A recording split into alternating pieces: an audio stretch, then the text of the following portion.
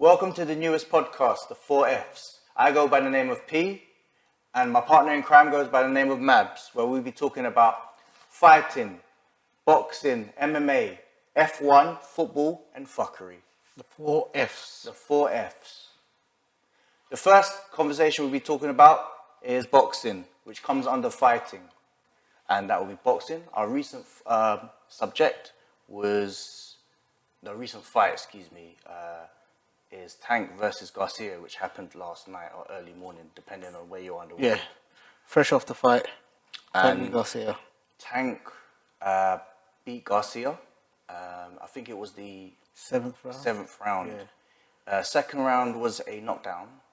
And then on the seventh round, I remember that Gervonta Davis, a.k.a. Tank, hit Garcia with a lovely body shot.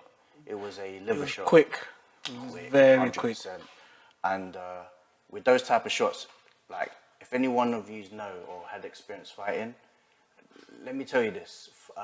Liver shots are one of the most painful shots to recover from. Catches you out of nowhere. Catches you out, jolts your body, and if anything, if you hit it right, it doesn't matter how hard you hit the liver. As long as you're precise. It's the breathing pattern, isn't it? Yeah, if you catch someone as they're breathing out, and then it's only when you breathe out and then someone hits it, then and then boom. Lights. It's the shot that he didn't even see. It's like Control-Alt-Delete on the person. See, here's the thing, right? I had this wager with my mate. Shout out to Zach. We had a £10 bet with each other that he wanted Garcia to win. Like, he was like, oh, Garcia's gonna win. Based on, I think it's just his general, like, you know, he looks good. I think he's seen him on social media, Instagram, but they don't know about Tank like this, man. I think it's because Garcia came in with the old hype of, all I keep hearing about him was his YouTube boxer, he's a social media boxer, he's all this, he's more the clout and the noise that comes with the modern day fan. Whereas all you get with Tank is, he's a prodigy of Mayweather. He's come straight from the gym. It's one of those people that he has a rough background from what I've heard. Like, yeah. So it's like, Baltimore. I heard about it. And I thought, like, you know, you're not getting a no nonsense fight. You're getting a no nonsense fight. You get someone that's been in the gym. It's like almost like a replica of what Floyd was. Yeah, Floyd even right now, he's probably in the gym right now working out because he's a everyday. That's all he is. He's a boxer. He's nothing but a boxer. Sure. He might be a businessman and money maker and all that, but he's fundamentally, as a human being, he's a boxer. He wakes up. Doesn't matter. He wakes up. Like, I hear stories of people saying if you live in Vegas, you might see a guy jogging down the street with a SUV, and that's Floyd Mayweather. It's like that's all he does. He just fights. And now that he's got a little protege of his, where he's essentially, Floyd was known as the defensive, boring, but I think Tank is like the younger version of Floyd, that old, 100%. The old man. Before Floyd was money made, he was pretty boy Floyd. Yeah. And that's when he was a lot more vicious. That's when his hands could still be able to, like, take the punishment and give punishment. He adjusted because he turned into a more defensive fighter because he got smart. He got smart. With age that comes with that reserve. You know, you're not gonna fight the same way you fought when you was in your 20s. When you turn towards your late 30s, it's just impossible. Evolution, and it's the natural evolution of a fighter as they learn to mature. 100%. You see it across most fighters as they get older, they're less willing to go right. Again, the war's a bit more. They're less going to do that. Because if we go back to the fight with Tank and Garcia, the problem I have with Garcia most of the time, my bro, is that Garcia's. Why I have an issue is that he's more of a static fighter. He doesn't really use. He's got fast hands, but if you have fast hands, but you don't even use your feet, you're literally a static fighter. That's the danger. That's the danger. So too heavy on the feet. Tank's great with his feet, you know, and what he utilized was he was using his size to his advantage. The fact that he was short, so he was dipping low. Oh, yeah, in the pockets. In the pockets. It's in that the not dirty box. Not some dirty box. It's that ugly position. So it's like horrible to walk around. You can't even read it because especially if you're like rangy, like exactly. Garcia. So when he was about to do a counter overhand left, he hit Garcia in the sweet spot, and he just got down. It was a nice shot. It was a lovely shot. The problem I have with Garcia, if you watched his fight with Luke Campbell, he's very, like, upright. Using his so when you're using it, but the problem is if you're not reading the shot and you're going over with the southpaw left hand, you're going Southpaw. Is Garcia tank southpaw. Tank Southpaw. Well, the previous fighter that had the same sort of experience as him, was it Garcia, was Luke Campbell, who was a gold Olympic medalist, and he did the left hand on him as well. So when Tank did it, I was like, okay, It's there. like, The money, it's there, the shots the money's there, and I I was like, it was. I noticed in the the first few rounds. I watched the highlights, and I noticed in the first few rounds, Tank was landing on him as he was exiting, and he was. Yes. And again, because he's an economical fighter, that if you're watching it from a non-judging perspective, from let's say someone who's not seen boxing before, you're gonna see, hang on, this kid's wailing on him, and why is don't the other waste guy, his shots. and why when this guy's not doing it, and then all of a sudden you see that last exit shot, or you see that one shot he does, and it's more effective or more damaging. You see, it stumbles Garcia. I think people really like undervalue Gervonta Davis's like fighting IQ. That like, IQ you got Roger Mayweather. 100%. Is Roger Mayweather still alive? Roger Mayweather. Or maybe Floyd Mayweather Senior, isn't it? Floyd, yeah, I think Rogers passed away. Yeah, I think that's that was his great granddad, wasn't it? Yeah, something like that, or his uncle. No, it was his uncle. Who trained him, Oh. but he passed away, and now it's Floyd Senior. Yeah, But as still a good coach to have. You know? No, they're both. I mean, They're at the the best, end of the day, they're the best. Yeah. Because at the end of the day, I think Gervonta, you can tell he had the experience. You could tell that he's already had world title fights. This wasn't a world title fight, but this is more of Two dogs. Two dogs, two up and coming, new face of boxing. It's like a litmus test for them Yeah, to see 100%. where you two are supposed to be the next rising fighters. Where are you two at right now? If you were to go, and the thing is, that's a very rare thing in boxing to go. Where are these surging fighters? They normally get kept apart for years, with promoters and all that, until it's too late. Until they're at, one of them is injured or one of them is put. Now to get them at their prime on their ascent, to get them like it was. Garcia will be back though. Oh, you get back after a fight like that. You get back on the. I feel like thing. the issue that he had previously was that he was cherry picking his fights, and I don't feel like he fought anybody of a name or experience. Classic case of boxing. Yes, and I feel like when he dipped his hand into somebody who was a lot more credible, who's basically already won a world title, he's already been there. Still at the age of 28, you're gonna get shown who you are on the fight night. But they will be back. He'll be back. Is there a rematch in their clause? That fight? No, I don't think there's a rematch clause. But I there's no think they rematch? should. I think Garcia should take a like tune-up fights before there's a rematch. Oh, yeah. Because You they're don't- both very popular fighters. Don't just jump back in, especially No, with not at Gervonta. all. With Gervonta, And especially his business team. We don't operate like this. Like, no. but Gervonta gives me the type of person that once he suss you out in terms of your, Oh, it's over. it's over. He'll beat you better in the in the rematch if they do supposedly fight again. But I think he should be chasing the Haney's, the Lomachenkos. That's what I was gonna say. And That's the next name that Stevensons. Yeah, Shakur Stevenson, Haney, and all that. That's all names that are starting to pop up now. Because Isn't Haney and Finger fight? Haney and Lomachenko are gonna fight. I think next month. That's gonna be good. I think Haney.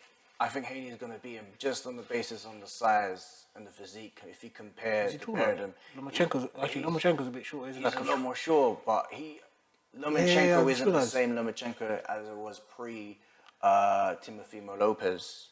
And he's aging. He's not. He just looked sluggish in his last fight. He looked like he was a yard or two slower than he actually is. Lomachenko, excuse me, and somebody like an up and coming star like Haney, he's just gonna take advantage. Got speed on him, innit? Speed, athleticism.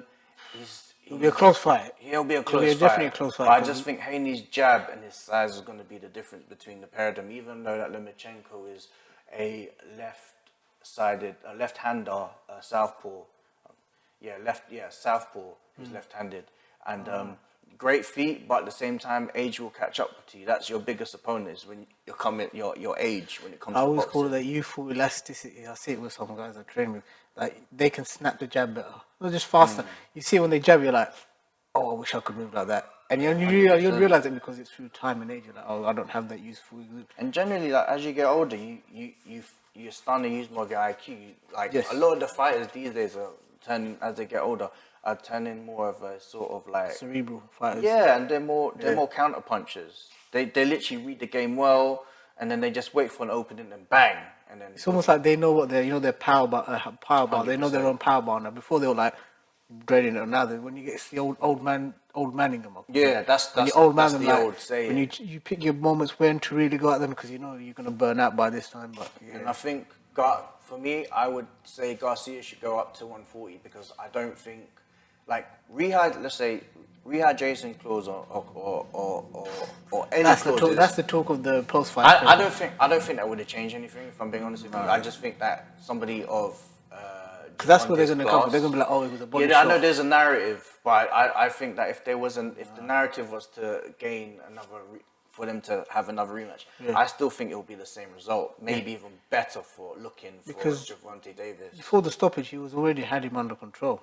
Yes, he had him under control. It was almost like he was taking his time, and apparently he said that he's going to stop him and stuff. It was like that's a game plan where you've seen executed. Mm-hmm. He didn't. It wasn't blindly, like it was literally a game plan. We're going to do this at this round. We're going to do, and that's the thing I find with boxing is one good thing about it, because it's been established for such a long time. Is you can game plan well. You can go right. We're going to do this in this round. That's what USYK I've seen does a lot. You game plan well, where you're not just finding out what's going to happen in this round, or you know for sure in the first, let's say for example 1 to 3 rounds, you're going to put in the cardio work. You're going to put in the high volume. Then on the 4th round, you might rein it back a bit, and you'll be like, right, we're going to counter him. Having a game plan in fights now is... I think the difference between the top 10 and the elite... Yeah, it's how good your game plan is. It's the game management within the fight. Yeah, I was watching a fight breakdown of Tank. In a fight, he learns from his rival while he's coming along. He hits him, and then he learn. And by the next time it happens, he's already got an answer for that. I think it was the Rolly Romero fight. I saw where if you don't have game management, you can absolutely tank. You can empty the tank. Yes. Just like if it's a not knowing 12 rounder. Yes. You'd be tired by 6. Struggling. Not knowing. I think in boxing it's 3-minute round, isn't it? 3-minute round. 3 minutes round. And just knowing that, and I think I realized that when McGregor and Mayweather fought, I remember putting on a bet, and I'm thinking, I think he's just gonna, because I thought to myself, you got someone who's never boxed before against a guy who's held the 12 and 10 gloves for 12 rounds. Eventually, the hands start to wear, especially if you know. And there's someone like Mayweather who's been doing it all his life. It will come towards the end. It's one of some of the young, not young prospect, but the hype comes in with all the power, and then eventually the veteran or the old man knows how to take him out, take him to deep waters and drown. Exactly. Take him to that saying of taking them to deep waters and drown them in fights. The amount of different fights I've watched when you see a young wily veteran come up and absolutely get lit up in the 1st and 2nd round this young person, but they're holding in and they're like, oh, they're all but out. But then you see the wily veteran kicks in. He's like, right, I'm going to slow this person down.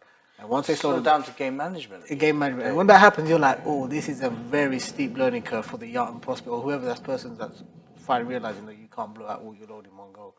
So those fights. To be honest with you, I see Tank, as I said, he's gonna move to the Haney's or he's moving up. But I also see that's a good division. But if somebody like Shakur Stevenson, I think it's 135.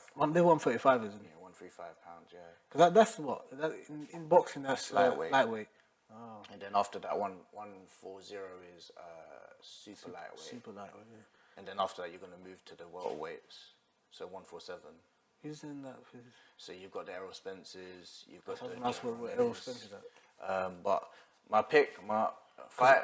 Errol Spencers is that what 5? What's that? 5'8", 5'9". Errol Spencers. He's around. I think he's slightly taller than that. I think he's 5'10". 5'10". Yeah, these are big boys.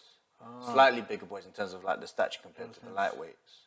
But yeah, my pick for the next superstar isn't going to be. It's not Tank. Tank himself is a star, but Shakur Stevenson. He's the guy. Shakur. Look out for Shakur Stevenson. He's the man. I keep hearing about that name. Did you watch the fight? Was it last week? Zhilei Zhang versus Joe Joyce, the Juggernaut. I saw I saw the highlights for it. So build up was supposedly there was a whole Joe Joyce big build up. I think they did like a video, the Big John, the Bosch, and it all seemed like it was it was Joe Joyce's coming out party. It was Joe Joyce's headlining BT. There was talk between just before the fight. Dillian White came into the camera with the presenters, and they were about to call each other out after. Yeah. You can tell. Presume that they were going to win, but he didn't. You can tell sometimes that, oh, is this how this is? Right, this is how it's meant to go, right? They're doing this. You can tell when pantomimes at work. It's like, okay, fair enough. But fair enough, you're trying to sell your fight. But after from the build up to the result of the fight, it's like it's almost like, did anyone have work on tape on Gilles Zhang by any chance? Like anyone do any tape? Joe Joyce looked like he never fought a southpaw in his life. Like, that is worrying. That's worrying. Literally, and you know what? You know what's really sad, because I think that's the biggest injustice is that he did look like he never fought a southpaw before in his life, but he's had over 200 amateur bouts where they face any type of style. When I hear that, I think to myself. So I think one of the first things that you do in your, let's say you're going down the box, you learn how to box. Your coach will eventually go, the day you're ready, so he'll throw you into a southpaw. That's what you get the feel for it. That's just to be like, okay, you've got comfortable learning how to fight orthodox. Now you're going to learn southpaw, something to sharpen your tool even more. But if you're that far into your heavyweight career, your professional career, and you're like, yeah, southpaw still give me trouble. Are you serious? And you know southpaw what? Still give you trouble. It's like whoever stylistically made the matchup needs to be hold accountable for. Well, they probably made it under the honest thinking, oh, he should be able to handle. Absolutely, but he's at a level where a sudden stance of fight shouldn't. The basic fundamentals shouldn't throw you off. 100%, but that's on. It's almost like he's training. Joe Joyce's defense was his face. Like there was no a heavyweight boxing. You can't do that, bro. You can't. You do that in heavyweight boxing. Any top 10, even top 20, has the power to knock anyone out. You keep putting your head in the way of a jab like that, you're gonna get knocked out. Actually, if you weigh over 20 pounds, right, and it doesn't matter if you're like a cab driver, you can knock anyone out because of your weight. I'm telling you that now. Yeah. Well, I've heard of so many instances where trained fighters, cab drivers. Where would you call it? Where normal fighters will, because they're underweight, in a street ball they will get caught out, and because of the sheer weight difference. That is why I don't understand where Mr. Joyce, the juggernaut, I think he lost about half a stone or even close to a stone. And I thought to myself, you need to use your size and advantage. Wait, because I'm guessing. I think he was 19. Was he over the limit or was he just under? No. There's no limits with heavyweight, bro. In boxing there's no limit. There's no limit. That's sick. And I think they were going under the impression that if we box and move, we'll be able to win the fight. But there was no movement. It was one guy moving forward, another guy going, "Oh, is this easy?" It's almost like it felt like watching two guys sparring in a gym. And you can tell, so you know this yourself. You've been into the gyms and you've had people that try to cut weight and stuff. So when a fighter generally cuts weight, they usually lose something. When you see Joe Joyce, he got put with a shot. I think it was the right hook. So a southpaw, it's a lead right hook because their backhand's the left hand, right? Yeah. So he took that shot. Even like that. Yeah, he took that shot, and it lit. You saw Joe Joyce's legs buckle, and one thing that's Joe Joyce has a sort of reputation for being a sort of like robust, durable, when I hear granite those words, chin. All I hear is someone that's willing to take a punch to give one. That's what I have. That's brilliant, but you've got to have another exit. You've got to have another plan. I just think that's a cardinal sin to basically say that you're going to utilize your chin just so you can get in. Because there'll be a day where you go into your most recent match, because you're only as good as your most recent match. Yeah. Right? And the moment somebody gives you that shot and your body doesn't hold as it used to, you don't know. One, you lose confidence, and number two, panic. You're crucial, very exactly, and your body's basically it goes into like this sort of like. What Ryan Garcia felt. Exactly. When that shot hit him, he's like, hang on a minute. It's the sudden, what do you do now? It's the, hang on a minute, I've not felt this. And it's the being put up in that position, and you're up first of all up against the clock. Yes, and Because when you're getting that referee giving you that 10 count, you're already thinking, wait, you're hearing him shouting in your ear, and then all of a sudden you're trying to be coherent, but you're already going for what the hell's going on there with the body shot or the knockout. You're thinking, I'm trying to get my bearings. Why is the ringing in my ear? All of that's going on, and you got a guy shouting and saying, I want you to walk forward towards me, wasn't that? It's that you can only do that so many times, and especially at heavyweight. 100%. Heavyweight, because you're such a bigger character, and a bit of swaying and unconvincing movement. That's enough for the referee to call a fight. These are the type of fights. So the recent fight that Joe Joyce had with Zhilei Zhang. That was Chinese power. Was that corner stoppage? Yeah. So the doctor basically advised the referee to stop the fight due to his eye closing up. Oh. And that was just because, and you know what, it was sad because you can see it, I think from round 2 that the eye was starting to close, and you know what, it was like as if he did not see the left getting like the left shots that was coming through. It was coming through. Not paying attention to the. Well, he couldn't. He had one eye. It's that depth perception. It's like, why is that 100%. closing? Why is that closing? So it's a lesson to be learned in that. Yeah, 100%. For me, I feel like him. There's a debate, right? Should he go and have a rematch? And you know what? I wouldn't recommend it. I reckon he should rebuild. Fight another fight at Southpaw. Yeah, fight another fight at that Southpaw, and then have your redemption fight. I don't think he should go straight in. Fight another Southpaw. In fact, your next few weeks in training should be fighting Southpaw, sparring with Southpaw, just to 100%. just to learn their pattern, just to learn how does a Southpaw. Even just to get that, and not just any Southpaw, a diverse set of Southpaws. Someone that can move fast on a Southpaw, someone that's got power Southpaw. And by having at least you're not going to. You know what? It's sad because even like Zhilei Zhang was getting a lot of like. It's great media for him. It's great media for him. He's a media friendly guy, and I like him. It's great for him. It's like his brand is now shot through the roof. It's like his stock has risen up, and a lot of people, even I, you know what? I'm not gonna lie. I'll be honest. I thought Joe Joyce was gonna win. I did say that that's before what I was on my Instagram. I did say that to all of my friends. I feel like he's got enough, and you know, the narrative back then was like he'd be so robust and so. Was durable against the top 4 fighters or top 5 fighters of the division. Something to break into. But if you can't, if you're struggling for head movement and you're taking those type of ferocious shots from someone like Zhilei Zhang, I think it'll be lights out if somebody like Wilder. I'm not gonna lie, Wilder would literally let's get the duvet and he's gonna be put to sleep. See, even Wilder Wilder's 1-2 to catch him, and if your thing is no, you can't take that 1-2 and be like, oh no, that 1-2 could be enough to put you out of the fight. Absolutely. And was it Ortiz that he punched straight to the temple, straight to the forehead, and he knocked him? I'm like, I don't think people realize how dangerous that is. You got to knock people out. You got to go left or right. You got to pick a nice sweet spot. And you know what? To knock him out with the most unsweet spot you could ever find. And that's the scary thing about, like, people can joke about Wilder's sort of lack of technical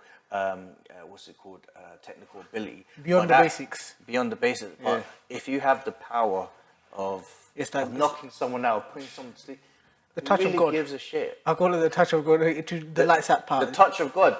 And that's what Mr. Wilder has. Having that power, those certain fighters, you look at them and think, right, you know what you have. You know at any given moment you can bail yourself out the fight with a one touch. But it's one thing I get frustrated about those type of fighters. They don't diversify their skill set enough. I'm like, you know what you have. Don't rely upon it. That's not going anywhere. Absolutely. What you want to do is you want to get better. If Wilder had the movement of Fury, I mean, that would be devastating. That's talk about Mr. Fury. Talk about Wilder. There are a bunch of dozers. Right, bunch of dozers. Usyk and AJ. There's been rumored, negotiations between all parties of their what you call it? Usyk, Fury company. Was it their boxing company or their promotion? That's it. Promoters. Usyk. Fury, Wilder, and AJ. That's the 4 big names. For a double main event in Saudi Arabia in December. Wherever they put it, if they can get money, if they can get all 4 of them in, they can agree to them to get into the ring to have a fight. If they can, because the biggest problem with boxing is someone's not going to agree. This is the thing, Someone's gonna come up with, oh no, I don't like this, I don't like that. The main reason why, like, I'll give you an example. I think it's gonna happen. Oh, I genuinely yeah, think it's money gonna happen. talks. Money talks. Money talks. And the main reason why Tyson Fury and Usyk's fight did not happen was because of money. No, let me tell the audience straight away, right? It's money. Tyson Fury does not, he's not afraid of, he's not frightened of Alexander Usyk. No, it's not fair. It's more about it comes down to how much is it worth getting me out of bed. 100%, and the negotiation. And knowing your value. Knowing your value. Like Fury, he can hold the Saudis to ransom because of the demand of this fight. You know, was it the first undisputed heavyweight champion since Lennox Lewis? Has it been that long? I think it's been that long. There isn't. Very few you had the Klitschko brothers, but they weren't going to fight each other. Yeah. You know, and then after that, it was a bit of. Started moving around, didn't it? It started, yeah. The whole belt started to sort of like separate, and then the rise of like AJ trying to collect all the belts. Yeah. And now we've got Usyk's got 4 belts, which is the WBA, WBO, IBF. All of them apart from the WBC one, isn't it? What's the other one? WBO, WBC, IBO, IBA. I think IBO as well. And then there's so many. Tyson's got the it's like what do you call it? But that, for me, that's the holy grail. The WBC is WBC is the green one. It's the green and gold belt that everyone wants. Everyone wants that green and gold belt with the picture on the side. Absolutely. And I think if this fight was to happen, I understand why. The fight needs to happen. The fight needs to happen. It's how you match them up and who gets. It's going to sound bad. Who gets the bad end of the draw? There's no bad end because everyone's going to get paid. Everyone's going to be. Everyone's going to be paid. Everyone's going to be handsomely. Cake. Yeah, everyone's getting paid handsomely. But who's going to be the one that looks at their thing and go, "Well, I should have got this or I should have got that"? And I'm thinking, they might bump off to Deontay Wilder with like you don't get a title shot, but you get a fight with AJ that guarantees you. I mean, these days, let's be honest. Some fighters, like, I'll be real, right? The title is the money is the title. Yeah, and like for AJ's not going to complain too much. No, 100%. There's one thing I realized about of all the fighters. When it comes to this whole agreement stuff, with Usyk it's no nonsense. I will sign up anytime, no problem. He's like, I am fuel, I'm ready. He's already there. Like you probably be in Saudi right now getting ready. But then you got AJ, as long as Eddie gets him a good deal, that's all that matters. And then you got Tyson Fury and Deontay Wilder, who they're not. I think Deontay Wilder's not signed to anyone. So he's like an independent. Currently, I think he's a free agent. Yeah, he's a free agent. That's where a lot of discussions between him and Matchroom, Eddie Hearn, to talk about fight. But I genuinely feel like all of this is now going to marinate towards December because I think Mr. Anthony Joshua he said something about tweeted or he put on Instagram that he's not going to fight until December. Yeah. But you know what? Actually, a lot of people said, he should fight. He should fight in July. I mean, for me, as long as you're training with your new trainer and you're building this chemistry, Derek James, who is Errol Spence's junior trainer. Oh, that's good. Yeah. We need people getting a lot of slack. Well, people giving a lot of slack to AJ when he faced Franklin. I thought he was going to knock him out, but I did see improvements. And the improvements is that when you watch the fight, I was going to say also because that was meant to be his comeback fight. There was a lot of good things that he did. I think the things that people criticizing was more about his mentality and his hesitant. But I think that comes down to AJ. Like the go factor, the ready to just go. Yeah, he push down on the gas and go. Yeah, and 100%.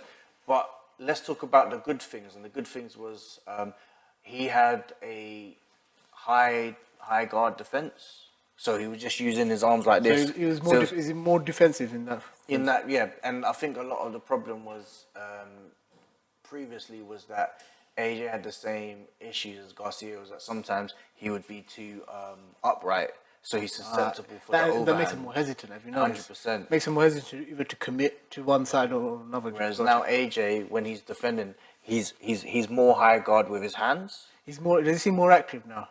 Like more active as a fight. I think so. I think like during the fight, as opposed to being more passively moving around. I genuinely feel like AJ's new relationship with his coach is going to blossom as opposed to Robert Garcia, because I just feel like they understand, even in the corner, they understand. They had an understanding while they were talking, and What I liked about Derek James was he kept the he kept the corner the talk in between rounds quite simple. Oh, you gotta just do this, boom, boom, boom. Like you don't need to overcomplicate your sort of like tactics. As long as you get the message. You want to make sure they're doing whatever the fundamental game plan was, 100%. and not As long as overthinking you it. keep it simple and the person that you're training understands what you're saying and executes it. That's all it matters. And I genuinely feel like with AJ. Was it Rob McCracken before, isn't it? Yes. Yeah, it seemed like he overcomplicated. It was more. Yeah, it was more of a father-son relationship. But I don't feel like he sort of started to turn stale. Stagnated. He stagnated. Whereas I feel like that someone like Derek James would only push him to another new level. Like a new version of every time AJ. There's something new to learn. Absolutely. Well, that's the aim. Is you want to make sure you develop. But there was 100%. There's a lot of good things that AJ did. I was so hesitant to even believe that there would be a new improved version of AJ. But now after watching him, all he needs is to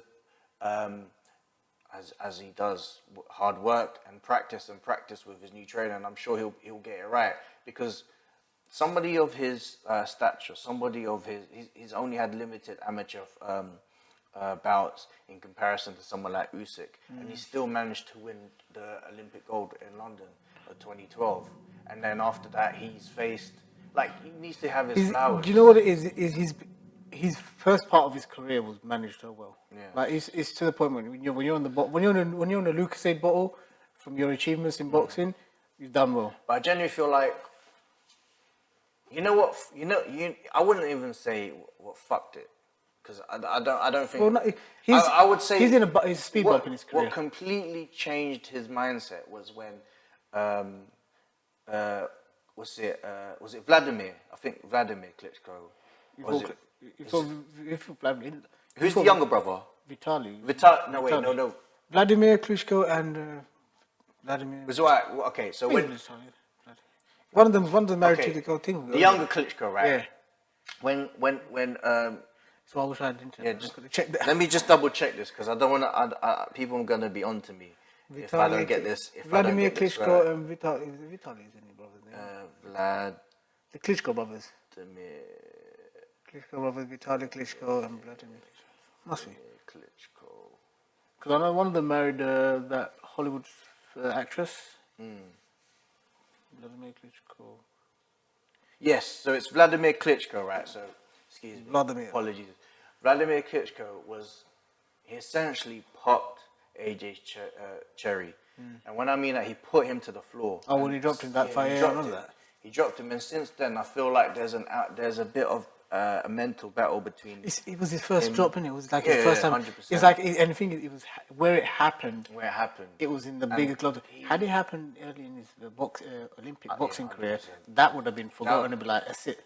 Carry on. It would have registered as such a high impact. It's because it happened when he's in the bright lights, filling out stadiums against the thing, and you got dropped there, and because it was like, ooh. And the thing is, it was like it was too far into his career. When he had that, something changed with AJ, because when he faced Andy Ruiz, and then he got beat the first time. There was this sort of like, okay, I want to have this. He turned corporate. He turned corporate in the sense where I've got to make this money. I've got to make sure that there's longevity. Make as much money as you can. It's going to stay. Yeah, I have to stay as long as possible to make as much money. So how am I going to fight?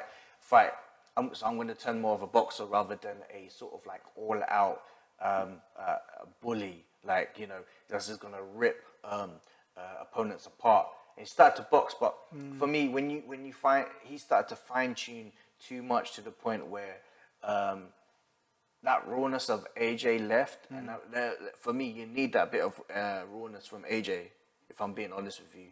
And well, he's got power. Yeah. He's got power. He's got speed.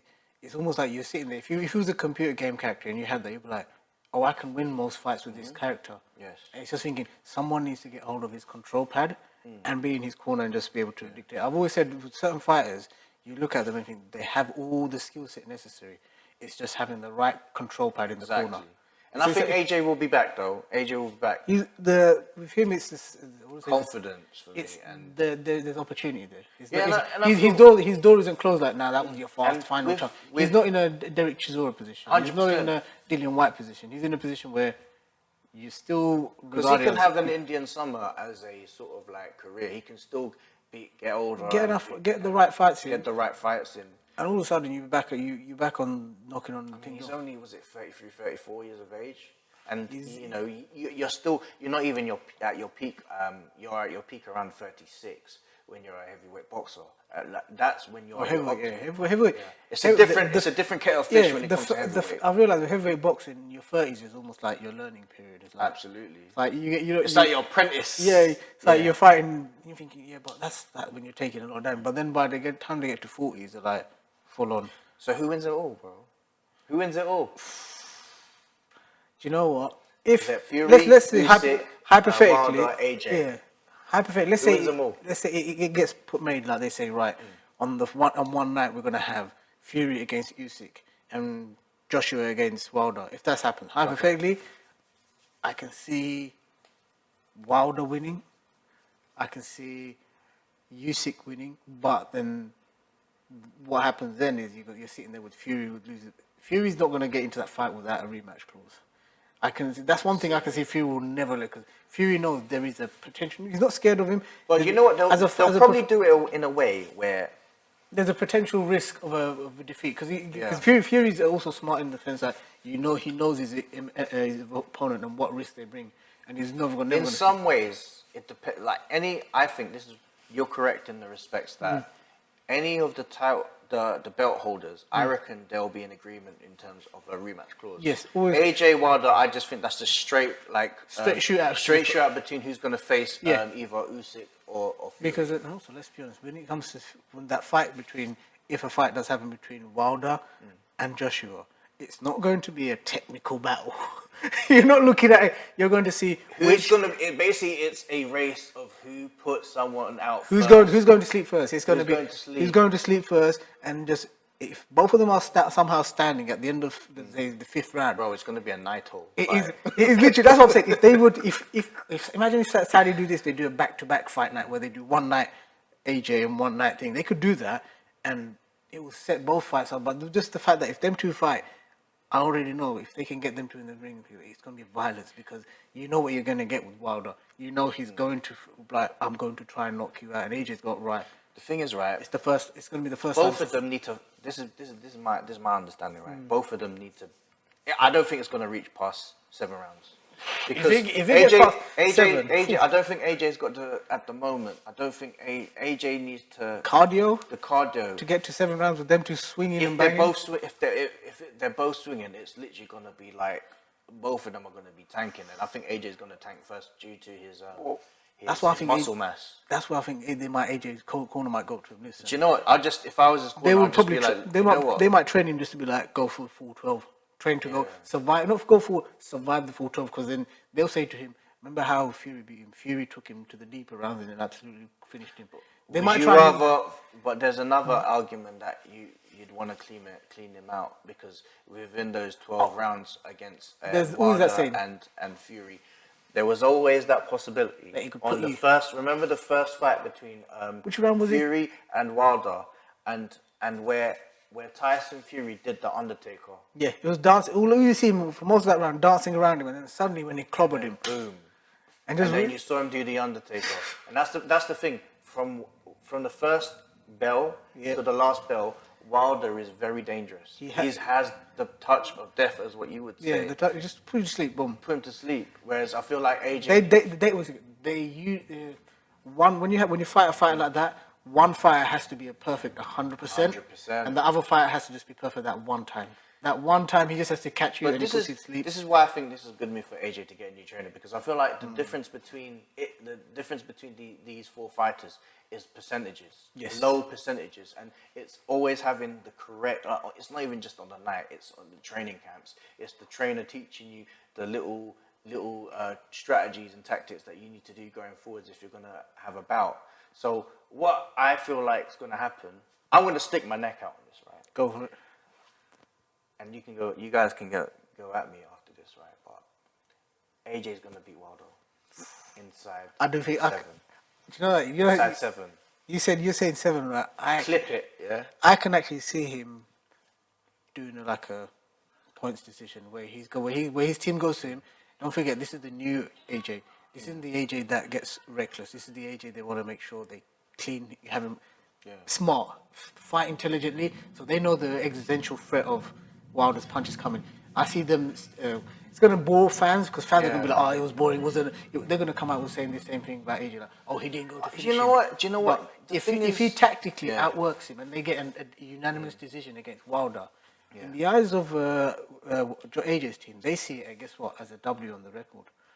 To fans that might turn around and people might say, "Oh, he didn't do the old AJ where he went for the knockout," because they all want to see that. They all want to see the glory come back. They want to see the days of knocking people out in the first round, finishing fights with knockout. But what? That's what the ideal is. I feel like this is where it gets undervalued because I feel like AJ can do both. Yeah, he can do. And it depends. It's literally chalk or cheese. What do you prefer him seeing to do?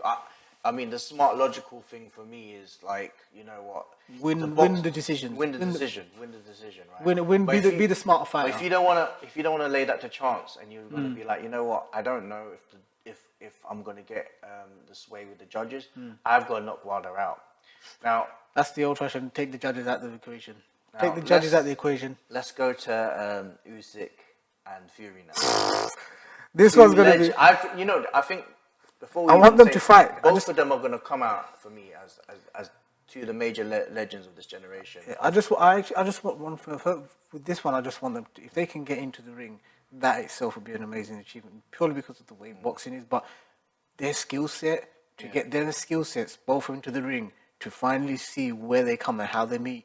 That itself is going to be a beautiful 100%. Because you already know what both of them bring, and you're thinking, right, how does this quick little Ukrainian that bounces up and down? How does he deal with someone that's bigger than him that can also bounce around a little bit? And also, I think wasn't he a champion at the below weight? Yeah, so he was a cruiserweight. So now you he's trying to do is I come take everybody's. Yeah, just take all the crowns. It's like, is there a belt? I'll fight for it. Let's go. Because if the thing is for me, like if he becomes undisputed, he can match the same sort of record as Real deal. What's his name? Holyfield. Real deal Holyfield. Evander Holyfield, who won the cruiserweight titles as well as the heavyweight titles. He moved up. He moved up, and obviously there's more belts. So technically, you can. For me, I will still call him undisputed, even though he's not. To do that, to move up a weight. That's a mean feat as well. To go up and then beat the guys above you. I always say if you can go up a weight and beat the bigger boys. There's now that's a big jump. You're looking at they've actually made a new weight class in between cruiserweight and heavyweight, which is the bridger weight. Is it? Yeah, I think it's about 200. Oh, is it 200 pounds? 200 pounds.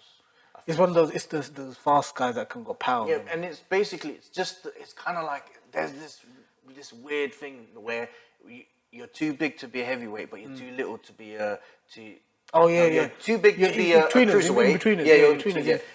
And you're too small to become a heavyweight. Yeah. So you need that. For me, even at the Grandioso age, what's it? Usyk's now 36. 36, yeah. 36. He's in mid 30s.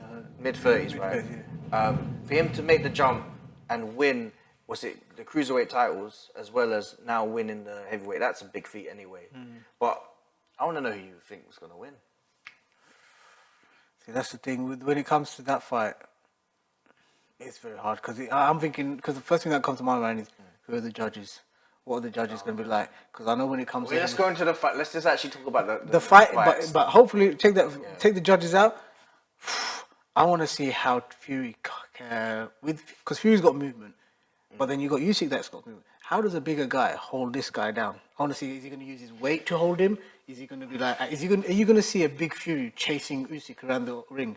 Because if that happens, then all of a sudden, hang on a minute, this wasn't in the plan. Usyk doesn't control the bigger. Tyson does the controlling, not you do the control. He controls around. The way Tyson moves, this is the thing, right? Because if he's suddenly bouncing around like a little rabbit, just pinging him, that's going to be... Do you watch anime? No, I'm sorry. Okay, so he reminds me of one of those Titans from Attack on Titans who are just big and can just move. That's what he looks like. But back to boxing. Defying logic. defining logic, because at the he at his Big side, people shouldn't he move shouldn't like move that. like that. Yeah, big But people shouldn't move like that. this is my take on it, right? The version, the Tyson Fury version, the first version of him when he faced Wilder, That he was- was bopping and moving, going in and out, beautiful boxing. That was prime time. I think he easily beats Usyk. Hmm. Now the guy that's more the version now that's Kronk a lot more, one. yeah, the Kronk that's a little bit just using the 1-2s and literally just waiting, just more of a thicker. counter puncher. I call it the He's more thicker. The Yeah, it's a more more thicker thicker version. muscle, yeah. So there's less movement. I think it's gonna play towards Usyk's hands because like Speed. with somebody like Usyk, who's a mover, who can move angles, who can change levels, who can move in and out, side to side. You need somebody who's more of a static opponent. Now, I'm not saying that Fury can't move, but I don't think he can move as well as what he did on the first fight as Wilder. I just feel like He's got an equal opponent in movement now. yeah, 100%. Before he had he'd always had the advantage of I can he move better than you. struggles against I think the last time he got put down, he got knocked down before Wilder was a cruiserweight fighter that went up to heavyweight. And I can't remember his name. I'll have to go look. We can look back on that, but I'm sure our editing can do that anyway. Yeah. But now he struggled with fast opponent, and he only got the better of him because he was taking advantage of his physicalness. Now I just feel like Usyk will be able to negate any of these sort of like when it comes to Fury putting the weight on. Well, the bigger guy. He's he's always fought bigger guy. If you heavyweight, he's always going to be the smaller guy. Was it Chisora? He had AJ. He's handled the bigger guys. Yeah, he's handled a lot of the bigger guys, and you know what? I can see the way I can see Fury winning is if he controls. If Yeah. he somehow smothers him. If he's able to smother He Usyk's makes it movement, ugly. yeah, exactly. If all of a sudden you're not seeing Usyk bounce, because that's every time I see Usyk, I see this is the visual I But get. the only person that can beat Usyk for me is Fury, and the reason why is because Fury's not afraid of changing the tactics. You know, he noticed that when he faced this, I can't remember this guy. It's gonna bother me. But when he faced this guy who was an American and he was cruiserweight, right? When he got floored, right? He was like, because he was trying to box with him, and he got floored. And he was like, you know what? Fuck this. Yeah. Let me just go and just scrap it out. But, yeah, exactly. Let me just put him putting his weight on him on the corners. Well, And just fight your own game plan, not yeah, there, yeah, and smothered him to the point where the guy got knocked down and he couldn't continue. So Fury's got that sense of like he can switch it up if he wanted to. The same with Usyk, but obviously I don't think Usyk's got the power to knock him out, but to outclass him possibly. But it's so hard to outclass somebody like Fury. I don't think it's gonna happen. It's gonna be harder. It will be. I think maybe a split decision. Yes, the judges are going to struggle You're right. It depends on what the judges see as because them two are what's clinical more strikers. point scoring than Because don't forget, they're both clinical strikers. 100%. So when you get two clinical strikers, you're going to have some high level of competency to know where's the damage coming from, where's the thing, because you're not going to be able to be like, oh yeah, we just got that referee, that judge, and that judge, because these two are going to, 100%. if they get into it, it's going to be fine margins. Yeah. And the thing is, it's not going to be fine margins of who has the power, it's going to be who landed that one quick. Exactly. Now, we're going to move on, just because there has been a lot of boxing news recently, but we're going to have a short bit for UFC. Recently, the fight that everybody was talking about was Israel Adesanya. Oh, Adesanya Pereira. And you can explain more to me. I'm more of a casual fan. I only watch. By the way, I don't like that word casual. I call it you're a fight. What's that? You're a fight fan. A casual is someone I would like to say is someone has no care about it. I'm a fight fan. Yeah, you're a fight fan. You know, technically it covers all aspects. Even if anything, you're an observer of. It's the same practice, isn't it? Striking. Yes. You don't look. But yeah, the Izzy Pereira fight, it was like for him it was redemption. The result was purely for him redemption. I don't know much backstory. about much about UFC, but what I do admire is when a fighter has lost and people writing Israel Adesanya off, like, you know, he's not going to win again. And the fact that he had the balls to come back, go training, work harder, and knocking out a fighter that I don't know him, but for someone who had that sort of situation of losing against Pereira, there must have been demons. I've noticed in MMA there's more storylines, because in boxing, I still say that boxing is still very civil, because online, you go on boxing Twitter, it's not as toxic because you get a few people saying this and that, but MMA online Twitter is the most, like, you can't get cancelled. You can never get cancelled on MMA Twitter. Like, they say, you know, in football Twitter, you get a lot of racist this and that. Let's just say the racism in football Twitter is insignificant when you see some of the stuff being said in MMA Twitter. Like, there's no rules, because the sport, you have to remember, the sport's like, what, 30 years old? And in that 30 years, all these other sports, they're well established, they're well, you know, just, they're not as, they're more people friendly, product friendly. You can put them out on things, whereas the MMA world is still, you got... With Adesanya, this is me asking as a fighting fan, do you see him, like, what somebody that knows UFC and knows better than I do, where do you see him going now in terms of, like, not just fights, but him as, like, as a product. Has he come, as a product, has he become a better fighter? Has his stock risen as back a product? up? As a product, since he's come in, it's been known, everyone's said it, he has a far more intelligent understanding of the business, not just a fight game, also everything around it. Because in MMA, you only get, well, in anything in life, you can only make your product as big as you know how to make it. And also, you got to know where your strengths and weaknesses are. So, like, he's into his anime. He's into his anime and all. I think Naruto anime, all that stuff. Again, and he knows how to tap into it. And you also know you got the subculture. It's even this modern day and age. I will use Jake Paul as an example. Even Jake Paul, anyone that's coming up now, knowing that social media, being conscious about not just your social media, but knowing what your brand represents.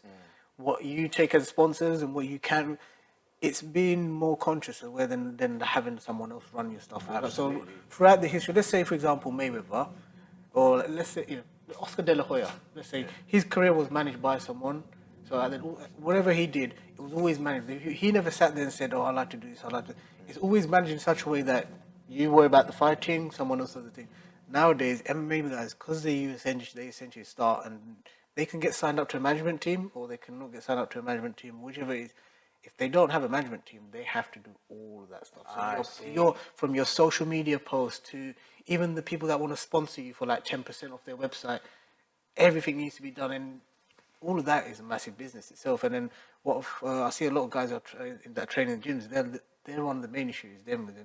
Is I'm sure you must have come across it. It's like a common thing in like all martial art or combat gyms is introverts. Yes. There's a lot of introverts. Don't get me wrong, they are some of the most nicest people I've met, some nice people I've trained with, but because of their introverts, their introvert is part of their personality, and that's what makes them very good fighters when they train, because they're able to because they're able to zone in. Yeah, they're able to hone in on their optimal, exactly. Performance by zoning in. A lot of my people I know who fighters, again, they're introverts. This comes into this new age where, when it comes to, like, let's say you want to become a blue chip.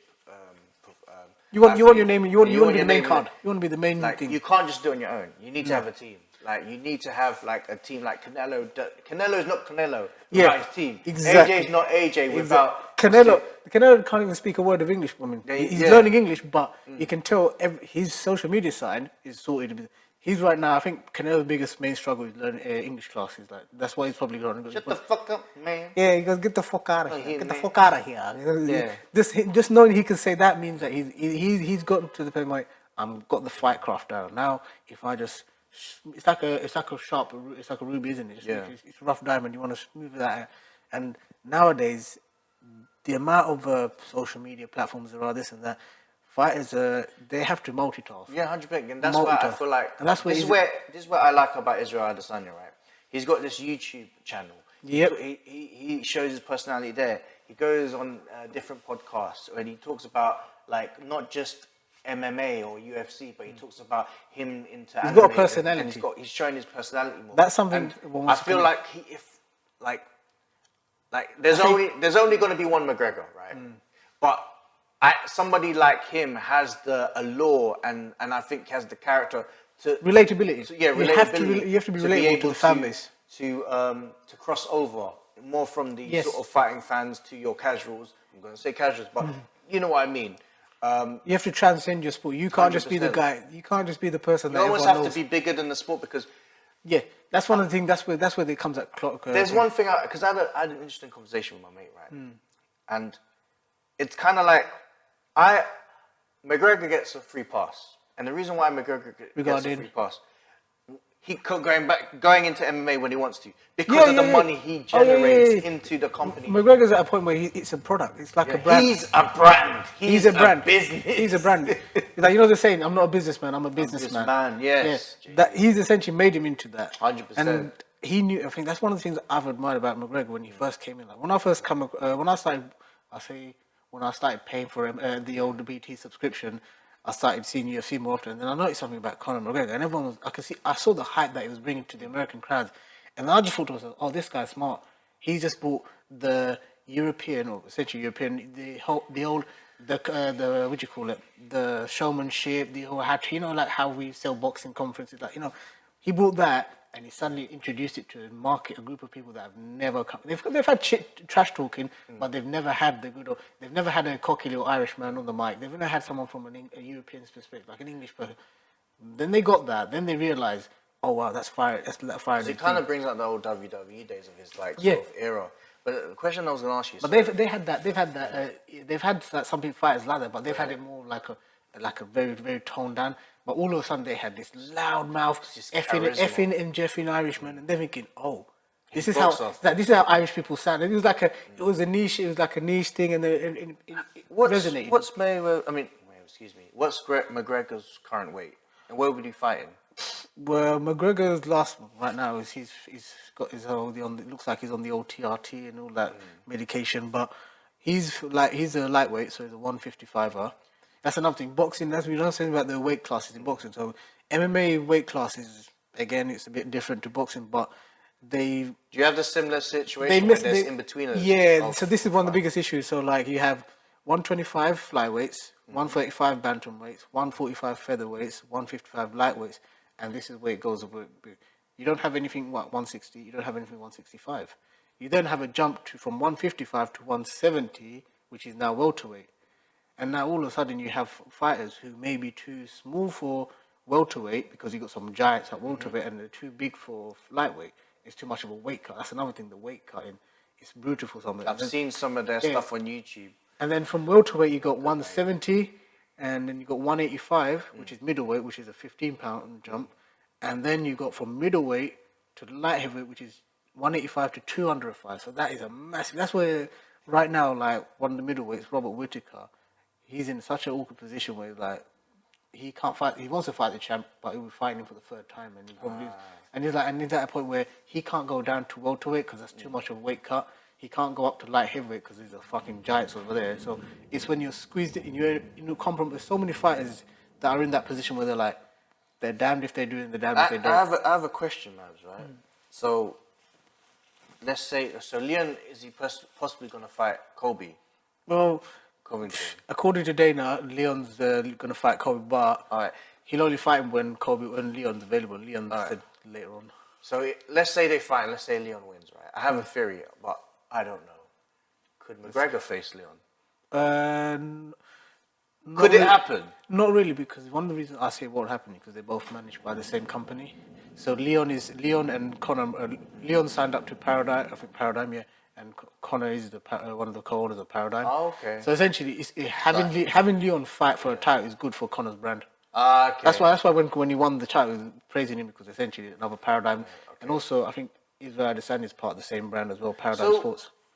So it's all good for business for Conor McGregor. It's essentially absolutely. So if say Leon, I will mention something about McGregor that will piss off a lot of fans. What's that? I will say something about McGregor So McGregor right now is currently, I think they finished shooting like a reality TV called The Ultimate Fight. It's like it's like Big Brother with fight. Okay. So it's a bit silly, but back in the days, remember early 2000 reality TV was the main thing.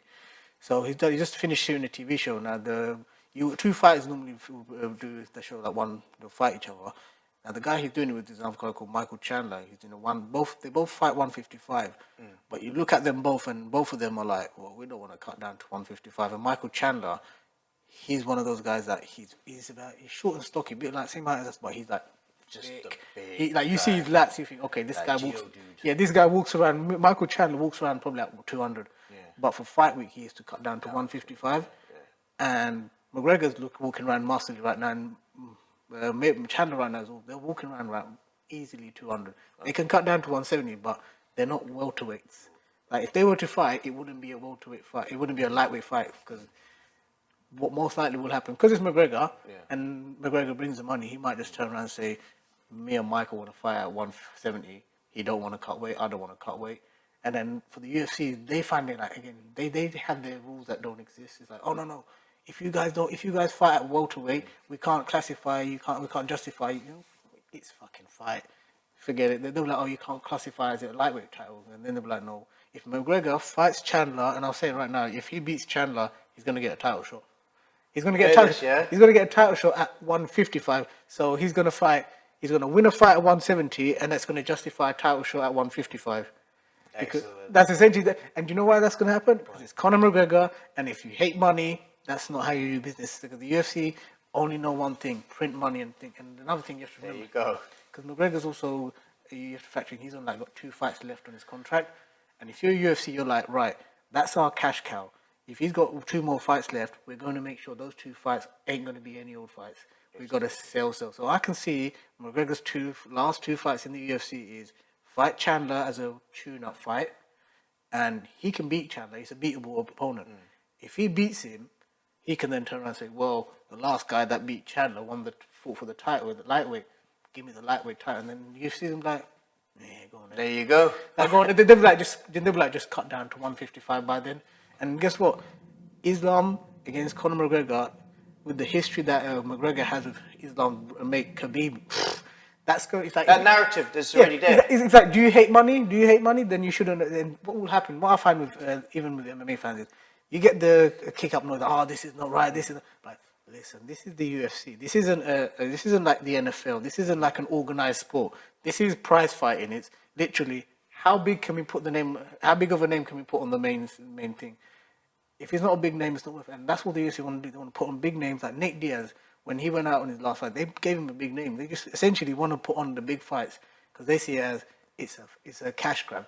100%. It's a cash grab, and I've noticed a lot of the fighters are on these cards nowadays. The evolution of the UFC, I wouldn't say it's a conspiracy because I sat there, looked at a few of the cards. Before they went to ESPN, they used to be with Fox, and Fox used to pay them good money and basically good pay-per-views. The pay-per-views from the Fox days and the pay-per-views from ESPN days are not as juicy. So like the names now on the ESPN cards are more like financially sustainable. So like the guys in the lower, like the prelims, early prelims, there's still certain names, but you know for like sure. the undercards. Yeah, you know for sure they're all getting paid a certain amount that helps with the overall budget of the card. Yeah. Whereas the previous Fox card was, you had so-and-so on the undercard saying they get paid this much, they get paid this much. So like then it was more financially unstable there. It was like a big cash grab. Whereas now it's like, you're like, why is a guy making a debut fight on a pay-per-view? That's because he's probably getting paid 20 to show and 20 to win. That's how the UFC. I think Dana White even says, he goes, the UFC is not. They say the problem with boxing fights, he goes, it's like a closing down sale. It's like a closing down sale. Everything must go sell. Everyone gets paid. Main person gets paid maybe not this much, and everyone is. Whereas the UFC, like, we can't do a closing down sale every week. We've got to make sure we pay it sustainably. We've got to make sure we pay everyone a certain amount. So like, even when I look at some of the cards, I'm like, I can just about figure out, oh yeah, he's on a 30 show, 30 win contract, or this guy's on a definite. But you can tell with certain names, because before you would never really get someone who's never fought in the UFC suddenly gets a call, oh, you want to fight in the UFC main pay-per-view card, yeah. All right, yeah, but you're just going to get paid 30, 20 to win. 20, I think from what I've heard rumours is 20 win, 20 show. Oh, okay. Which is essentially, you turn up, if you win, you will get 40k. If you don't, you just get your 20k. Yeah. But some people might say it's underpaying the fighters. That's where the fighter pay comes in. But then the UFC just turn around and say it's our fucking business. This is how we run the business. That'll be a fighter pay. Yeah, Fighter pay. That'll be a topic going down the line. Fighter pay. About fighter pay. For fighter pay is a Because rabbit hole. that's a whole different. That's a segment. rabbit hole because when you start doing fighter pay, you start pulling in all. We'll talk money, about it's from money, it's the money. boxing point of view and the MMA, not just UFC, but just MMA in general as well. Yeah. Let's move on to football. What's the time that we just fresh off? It's just My team. Oh, listen, tell us who your team is. So my team, right? We played The mighty Tottenham Hotspurs. Right? Oh. So, leave the FC. And you leave FC. Yeah. We just faced Newcastle about a couple hours ago, and we got beaten 6-1. 6-1. I left it at 5, and I thought maybe they might. Fucking Maybe they might get 1 or 2 back. Sack them all. All of them need to go. We need a change. I'll be honest. If you put me in Levy's position right now, I'd simply go forget the money because I know it's a sustainable business that can run itself. What I'll then go is right. See that team sheet. I'll then look at when they were there. I'll be like, anyone here from Pochettino days goes. I don't know. Not saying they're bad. Not saying they're good. But guess what? I don't want anyone from that. I don't want anyone from that. And if that's the problem with life, it's not that easy to clear out like that. Okay, so the issue that he's got is like. With certain players that have overstayed their welcome to the club, mightily overstayed. Just out of curiosity, how many got contract extensions? Because that's been a while since Pochettino's gone. What's going to be announced is that Eric Dyer's going to have a new. Are you serious? Contract. He's getting a new one. I thought that was a joke, like. No. And the problem that we've literally got some dead wood, dead food. Dyer, Eric Dyer's. I heard Eric Dyer's pan was one name. And Kane, I can see Kane leaving.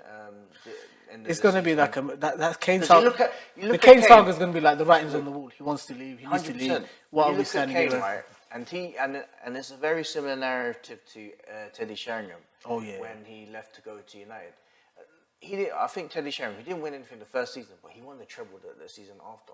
And you go to certain teams to win things, and it's the narrative as well. Yes, 100%. And with Kane, I don't blame him. He looks everywhere, like around his squad, and there's not an ounce of quality.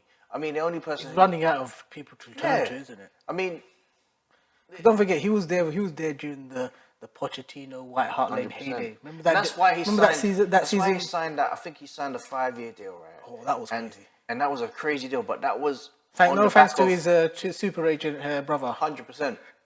Thank you. Was it Charlie Kane? Charlie Kane, yes. Charlie Kane, super agent. But one client, his brother. But here's the thing, Mans, right?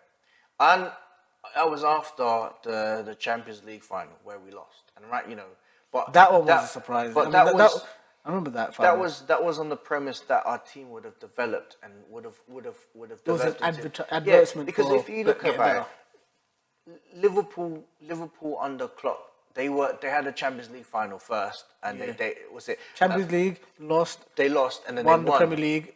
When I won the Champions League, and then won the Premier League. And I think that was something that maybe Kane was looking at.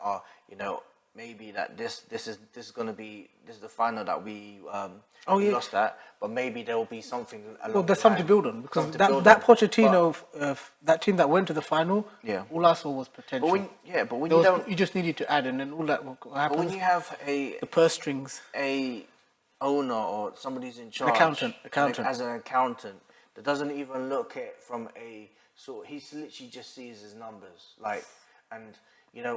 granted.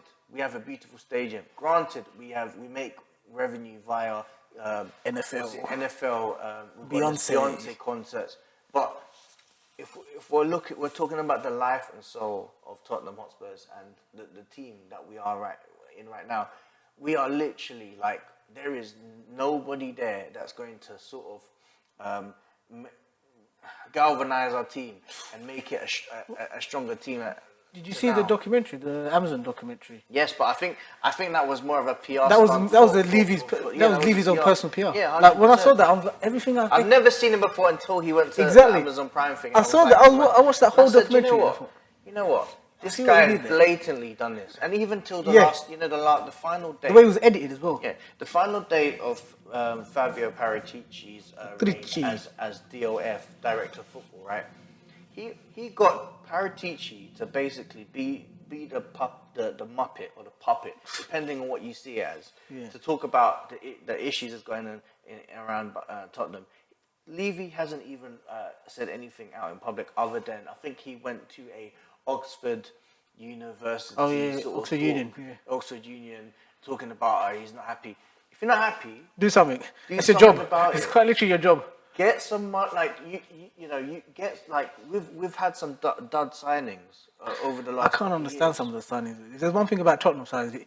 It's so Spursy. Yeah, it's a bit suspect. You're like, wait, are you buying him for the potential, or is he supposedly going to deliver instantly? And then you like never see. Do you remember DeAndre Yedlin? Yes. I remember when he first came, I'm like, oh shit. Do you know what I think? At Seattle that Sounders, was one of those PR signings because we wanted to, like, if you think about it, we had this whole like new agreement with or a contract with NFL, and they wanted to dip into the American market. I genuinely he was a felt good player. No, it was. I remember when he came, I'm like, okay. He was a speedster. He was a speedster. I'm like, and then he never hardly played. I'm like, well, that's it. Well, if you have somebody, I think at the time it was Kyle Walker. Yeah, that was. And they were going back and forth, but obviously Kyle Walker at that time is obviously going to be first team, and then you had Kieran Trippier as well. Oh yeah, Trips. And he was more of an understudy, but I think that was more of a signing to sort of gain fans. The only signing that has really done well of recent time is I'd say two. Well, recently, as of what last season, this season, Kulusevski's been good. Kulusevski and I like him. He's and actually. Romero. I heard he's not even signed up though. We do this loan signing again. Yeah, but it's more like we have an obligation to buy it. He will be a Spurs player. Oh, is he past that obligation? Yeah. Oh, right, cool. And it's the same with Romero. Like only Romero's this season, Romero's he's a good player. I just feel like we need coaching, man. Romero, he's going to realize. The thing I like with certain Argentinians, they're willing to just come in and do the job, but they will only do the job so long enough before you get them some partnership. Like the thing I like about with Martinez and Varane is that they both. Man United. But I like that's the whole thing I like about Martinez is he's just here to do the job. And you got people making memes about him being short, but you know what? There's one thing I like about he's a smart defender, Mobility. Especially small. If he's a small, what I like about him is mobility, 5'6", 5'7". Scans the field. He looks before he passes and sprays the ball. Very aggressive. He might be shorter than some of his opposition. That's why I always say if a player who's like a player who doesn't have the physical attributes, if you don't have the physical attributes, you have to have something else better. And when you have as a defender, you can only have like gameplay. That's just that alone you can read the game. I have a question. You're obviously a Man United fan, right? Unfortunately. Manchester United, are they going to get taken over? Oh. And by who?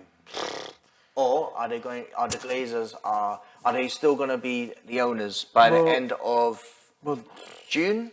The season starts in what does the season start? August. The season starts in August. I've been hearing that the longer the problem is now they're going into a third round of bidding. The third round of bidding just shows one thing: they're just trying to play with the prices. They want more money. Manipulation. Yeah, market manipulation. But isn't that illegal? Exactly. This is a Manchester United that's traded on the American Nasdaq Stock Exchange. So it's not the first time someone's tried to play with the markets. But what they did was you've essentially got two realistic bids and a third outsider bid. You got the obvious money, cash, sovereign wealth fund that comes from somewhere like Qatar. Then you got Lewis Hamilton and what's his name? Oh man, I forgot. Ineos. What's his name? Radcliffe. Jim Radcliffe. That's it. Sir Jim. I actually want him to take on the club because he's a fan. He's a fan person. That Qatar money. Well, that's the thing. Everyone's out here twerking for the Qatar money, but the only problem is once you let someone like a sovereign nation come in, they can work to their own rules. They can. If what I said is, if the Qataris take over, I'm like, don't be surprised if the Super League takes place in a few years and all of a sudden they're like, oh yeah, this is a very good business idea. Because once you let the business go, once you let a football club become an official entity and almost like a business entity for someone, they're just going to try and make sure they get the most money out of it. Like Kroenke, for example. Stan Kroenke's got a massive sports empire. Arsenal Football Club is part of that empire and that makes him money. If you go down that route, you're going to have the owners go, we're going to throw money at it. Like I was telling my mate the other day, said, what do you think? will happen if Man United end up being bought by Qatar at the end of the season. Don't be surprised if their transfer targets go from Victor Osimhen to Kylian Mbappe because they got the money now. And especially when don't forget a club like United.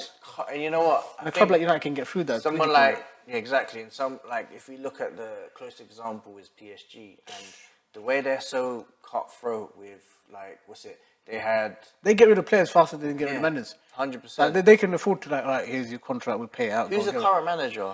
The current manager I heard won't be for long. Is that Gaultier guy? And apparently who was the one previous to that? Wasn't it Pochettino, and then it was Tuchel. Tuchel did amazing. Tuchel took them all the way to the Champions League, and then the best players in the world fluffed it, and he's like, "Well, I can't do any better." Okay. Tuchel, that's one of the reasons I like Tuchel is he's every single club in the last few years he's been given. He's been getting other people's mess. He got handed Frank Lampard's supposed mess. All right, cool. Won the Champions League with him. He gets handed for Frank Lampard to return back to Chelsea. Yeah, he's Frank Lampard's relegation party coming soon. He's going to try and take them down. That's another club, man. Chelsea, because right now they're not even the best team in West London. I just realised Fulham and Brentford are fighting. Right now, Brentford. I saw the league the other day. It's Fulham, Brentford, and then Chelsea. And there's a gap between Brentford and Chelsea. Chelsea are going to play Brentford on Wednesday.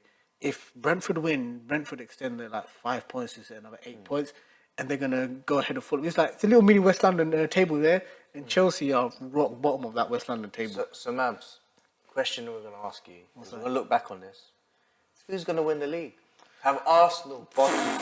You had to go there. All I can say is, a few weeks ago, what was the game that changed it? Well, if we're going on certain things that you're saying, I'll tell you which game changed it. It didn't. They've drawn, haven't they? They've drawn the last two, if I'm not mistaken. Yeah. They salvaged a victory against Bournemouth. I remember that one. That one to me said to me, okay. The wheels are starting to... Well, the thing is, that wasn't great. It wasn't. If you look at it, if you take everything out of context and forget the title, that game was a terrible game because you should not be going down to Bournemouth at home. That's where anyone can tell you that's a cliche. But the way they went down, it was the speed of it. And it wasn't like the Bournemouth goal was fast. And apparently they played Leeds. And then Leeds nearly scored very quickly. And it's almost like there was a pattern. And then what happens the other night, Southampton scored. It's almost as if at home, the atmosphere gets a bit too quick. It's almost like they're overwhelmed quickly. And it's almost like, not so much overwhelmed, they forget that they're in the situation. Yeah. And then they get back on, because when Southampton scored the other night, I thought, it's only in the first minute, you're going to have the whole stadium roaring them on. They'll get goals. That means, one thing I do like about when an away team scores the first goal, you know there's going to be goals. Because the home team is not going to allow for the next 90 minutes of stalemate. I mean, unless you're playing Mourinho's team. But you knew there were going to be goals. It's just the manner of how the goals came for Arsenal. It's almost like, oh wait, they're switching off. They're switching off from doing the basics. And when you've got teams that were all they know, if they come to now teams know when they come to Arsenal, start quickly. Start quickly, and not just start quickly. Get in their faces, and there's a few weak links. And once you start identifying those few links, they missed Saliba, right? Yeah. Well, I heard. I think Saliba was supposed to come back. He's not back yet. And when I heard the lineup, I heard a lot of Arsenal fans saying, "Oh, this Vieira player." Now I've not seen this guy play, but you can almost tell the minute he was highlighted as a weakness. That's Southampton just exploited. And when your weakness is shown on the pitch visibly, it becomes obvious, and it's almost like it's not great because all of a sudden teams like Southampton who are fighting, who by the way, when their game plan is not to take as much scrap, even if you get small of a chance, take as much as you get because you're not going to get much because you're in a relegation. They're going to go for, all right, if we hit Arsenal, now every team's going to, imagine that City now know the last two teams to hit Arsenal really quick at the beginning. What the crazy thing is, right? Now they're just going to be like, right, let's hit them quick. City, they're on form at the right time. They've literally hit him. Do you know what I think helped them? Is this FA Cup game that they just played. It didn't seem like much because I said the reason why it didn't seem like much is first of all, it's not a heavy, big team. It's Sheffield United. When I saw them, like a tune-up fight. Exactly. Yeah. This was their tune-up fight to go, by the way, you're going to play a team that you should be able to beat, but it ain't going to be a walk in the park. You should be able to beat them, and you should stay focused. And that win should keep you focused until the next game is the title decider. Essentially, the title decider. Well, Now, let's see. Let's see if City win or Arsenal crumble. We'll see. do you know what? If it happens, if City, and I said the reason why I wanted Arsenal to win the league, it's not because I'm an Arsenal fan. It's just I want to see a team win the league without spending insane amounts of money. Because one thing I've always said with Klopp was Klopp. It's gonna sound bad, but he conned everyone into thinking it's easy to win the league the way he did. What he did Yeah, was but you know when they won the league, it was such the circumstances. they won the league, but you see what they had to do the run up all the season, how long it took them to win the league. Let's say it took them like 6 years, let's say for example. He was fighting that he wasn't even. It was crazy because he shows you that I how much remember- is required to build up. Like this Arsenal team, let's say if they win the league, it that was taken- literally trust the process. Yeah, trust the process. That's what it's called. Them times, Liverpool, they were. That was the original trust the process. Like how that long was it would take. That was the original trust the process in terms of them taking their time, trial and error From where they came from. Yeah, exactly. From They where had they came Borini, they had fucking some of the worst players you could think of. But you know what? I still think, right, and people, I've been criticised for saying this, right? But you know Darwin Núñez? Darwin, I heard him, Darwin Noodles, Darwin. I actually think he's the Uruguayan Andy Carroll. Like, He hear me out, guys. doesn't look too far from it. I mean, Like, he's got the hair for it. He's got the hair for it. Well, do you know what I haven't seen any like meat and bones with him when he's. Do you know what I think about him when I see him as a striker? As in, there has to be a striker. I don't even see him as. Emil Heskey was better. Do you know what I'm trying to say? Like, you know, as a centre forward, refined centre forward, I see Emil Heskey had a better. He was the original target man. Yeah, like I see with Núñez, I see someone who can finish, but I also see someone who. They missed Diaz badly, though. Yes, that's another thing. I heard he's coming back soon, and it's like Darwin Núñez was supposed to be the inheritor. Like Suarez supposedly said he's going to be. He's half the player what Suarez was. When Suarez was coming up, he was even his Ajax days. I'm like, that was deadly. I can see what they're trying to do. Even I would rate Cavani, Suarez, and all of them just still ahead of this guy, and he's still got a long way. He's got a long to prove, and I feel like obviously. But I think the problem was Liverpool bought him too early. Yeah. I heard when Liverpool went in and but I think it was more of a reaction because obviously City bought Haaland, but Haaland was ready. Literally, he was ready packaged, ready made. Yeah, Amazon delivery come next day. 100%. Whereas I feel like Núñez needed a season or two because anyone can have a really good season. It's the first Premier League. It's the first season in the Premier League, right? Isn't it? Yeah. So whatever happens this season, I'm not looking at it as he's a flop. He's learning the hard way. Yeah, he's learning how to do. He's learning his like trade at the moment. Like Burnley are not in the league this season, right? Wait till he deals with Burnley defenders. FA Cup Stoke. I'm just saying. That'll be a different kettle of fish. You need to play the cold went Tuesday nights. So those horrible days. Then he'll get into the hang of playing in the Premier League. But for sure. Like even the same with everyone goes Anthony. I'm like, bro, the guy's been just fresh off a plane to this country. He's barely known. It's like, give him all a season or two, and then we'll see. Because I think he'll be a very good player going forward. Because you have to remember, it's a foreign country. They barely know the language. They have to try, and also they got a coach shouting at them, do this and that, and they're like, oh my god, it's so cold. Yeah. Like that's another thing is that we feel cold when we go outside. Like I know for sure, if it's tomorrow, it's pissing down in the cold, I'm like, oh fuck, it's cold. Now imagine if you've come to England, you're like, oh my god, they expect me to go out and run there for 90 minutes. Exactly. So moving on, we're going to F1. F1. The audience, I want to let you know that I haven't watched F1 since the Mika Hakkinen.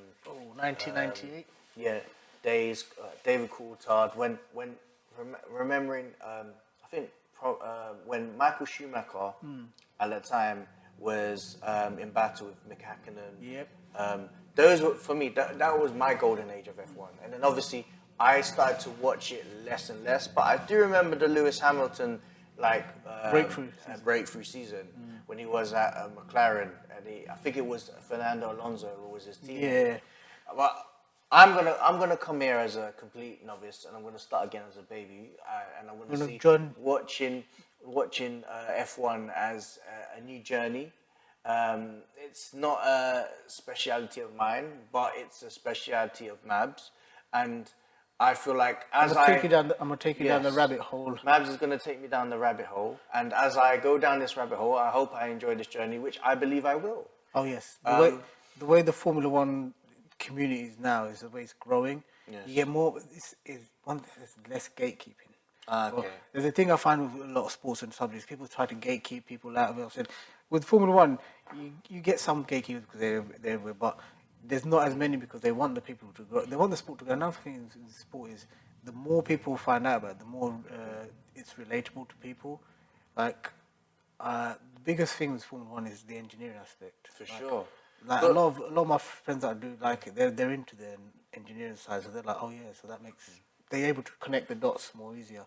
For someone that hasn't watched F1, not just I, but for anyone that wants to, Yeah. what are the sort of advice and suggestions or recommendations that you Oh, how to suggest? start? start How it? to start this habit? It's like at first you get your crack pipe, and then you start burning the F1 thing. But no, what you want to do with F1 is very simple. You want to find yourself a team, because I always say never pick yourself a driver, because drivers always have different personalities sometimes, and it's very hard to understand who they are. You get fans who love drivers and they will follow, because the driver can move teams here and there.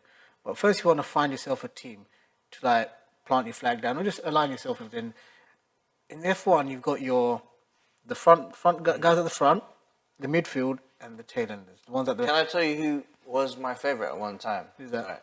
So when I first started watching F1, this was a long time ago, many moons ago, but it was Benetton. Benetton. I remember Benetton. So this is This is Benetton. Ferrari, Michael Schumacher. This is is when Michael he won his first Championship. right? This was like 96, 97. And I've always had an affection for them because back in the day, I believe it was Frentzen was part of. Frentzen was there. Do you want to know an interesting story about Frentzen? Right, I read it. I read it as a kid reading a book. Frentzen, Michael Schumacher's wife used to go out with Frentzen. Oh. And I read a book somewhere, like it was like pros and cons of career. And one of the downside of Frentzen's career was losing his missus to Schumacher. And at the end of the day, let's be honest, she chose the right German person to back, right German to back. Yeah, the winner, Karina. And I remember reading the name Karina. Oh. And then to this day, I'm like, oh, crap, he's still married. Oh, they've got kids. All right, cool. So she banked banked the right horse. There you go. But yeah, and then after that, for me, my renaissance was when Alonso won his world champion? Yeah, back-to-back titles. Back-to-back He titles. came out of nowhere. This young And you know what? Spanish guy The came one out of I really nowhere. liked about it because the whole narrative at that time was like Michael- no one could stop Schumacher. Yeah, Schumacher And there was- was this driver who just drove. Eyebrows, young Spanish guy with eyebrows, and just like He just drove that because if any, my thing was right. I learned to appreciate Alonso as I got older. Yeah, 100%.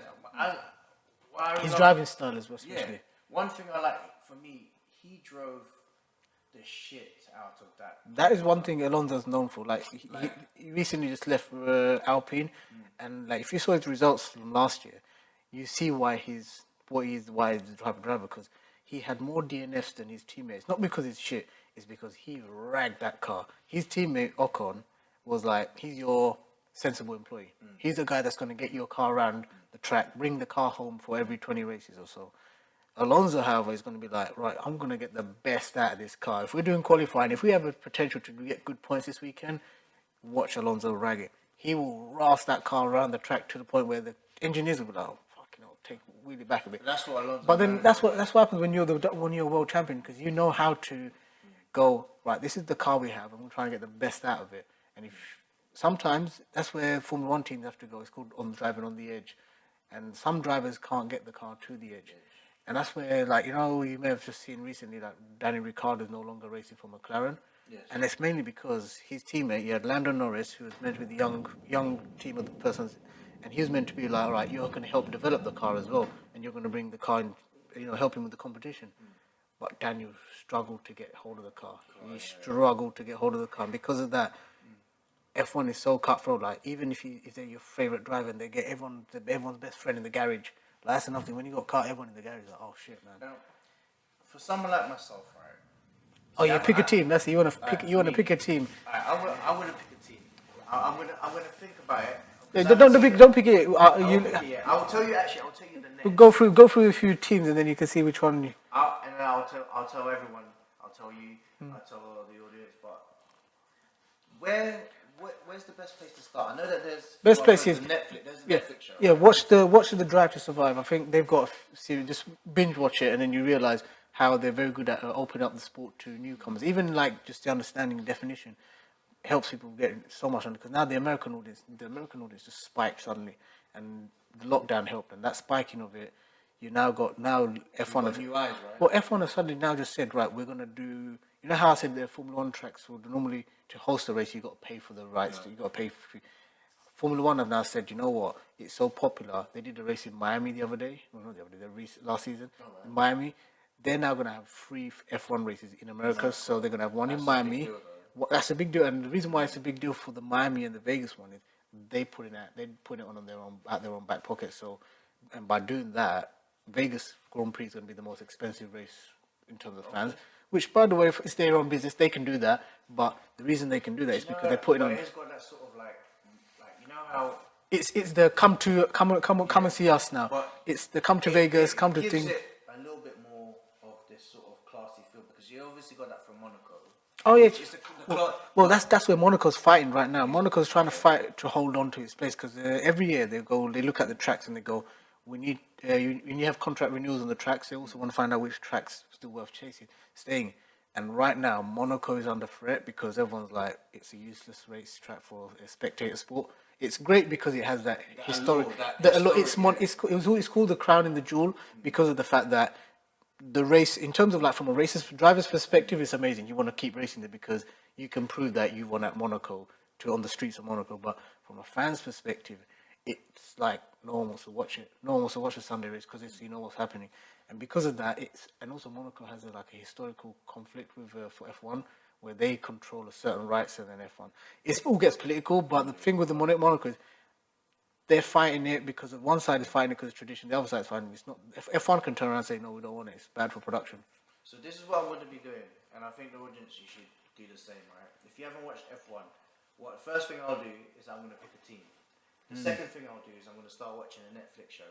And the most important thing is I'm going to start watching the races. These are the 3 things I will be doing. And I'll let you guys know Journey. What my journey is going to be like. Any questions you want to ask? Like, even if you see some weird shit. You know, I'm going to say that for the next one. I think we're going to have a longer segment for F1 next time. Yeah. Right? But next, the last, final... fuckery. It's fuckery. Is there anything you want to talk about? Do you know what? Nothing stupid comes up at the moment. Apart from, I know it's not it's fight related, but I heard that Nate Diaz choked Logan Paul's mate. Oh, I saw the video. It was like a kind of like a lookalike. But all I'm saying is, if you ever see Nate Diaz in the street, don't pick a fight with him. If anything, roll up a joint, share a joint with him. Do not start a fight with fighters. This is one thing I can never understand in this day and age, in this modern era. But we live in this sort of trolling. Let me tell you something. I don't care what age you live in, right? If I see someone on the street, even if I don't see someone who's a fighter, I'm not gonna go up there and go start a fight with them. Especially if you don't know how to fucking fight. Don't go picking a fight thinking it's not going to end well for you. Like it happened recently after one of the UFC fights. So this fighter, Ian Garry, he just finished fighting. Him and his family coming outside, coached. Everyone just having a little good vibe, just finished fighting. You've got changed, got dressed, you're going to go off and you're in Vegas as well. You're going to go and carry on enjoying the rest of the evening. And then some guy starts going, all right, come on in. And then he's like, are you seriously picking a fight with a guy who's a trained fighter and he's got his team around him who can, by the way, most of them can fight because that's another thing. You don't hang around with people that can't fight. Your team knows how to fight as well generally. And then you got a guy sitting there with his wife, and then his wife just said something smart. She said, "Leave it, they're gonna ban your visa," which is true because that's another thing. That's another thing, kids. Don't get in trouble because you can't go to America for the criminal record. Why would you even want to start a fight with somebody who's trained in the cage or in the ring? Oh, those people. It ends one way. It ends one way. It ends with you. That's you on the floor planking. Yes. You know what I mean? No, I can't understand that, but it's become a common thing where people go and go like even like with some like Anthony Joshua fight on someone's side. Oh yeah, there was like a group of unicorns. I can't understand people like that, man. I believe they It's Anthony Joshua. He's a heavyweight. If he wanted to, he's what's that? 250 pounds. He's out of camp as well. That means he's more heavier. He can hit harder. He can hit harder out of camp. He's not afraid of if he's not afraid of Klitschko and all of these men. How is he afraid of going and knocking in your The only door? thing he's afraid of is getting away quick enough. Exactly. Not getting in trouble. It's this day and age. Everyone has a phone and they're ready to record shit. Like, nah, fuck out of here. Yeah. But yeah, that is it. That is it. Well, welcome to our new episode. It's been a pleasure. We'll have more, hopefully. And yeah, that'll be done for today. This is P Mabs. and Mabs. Peace out.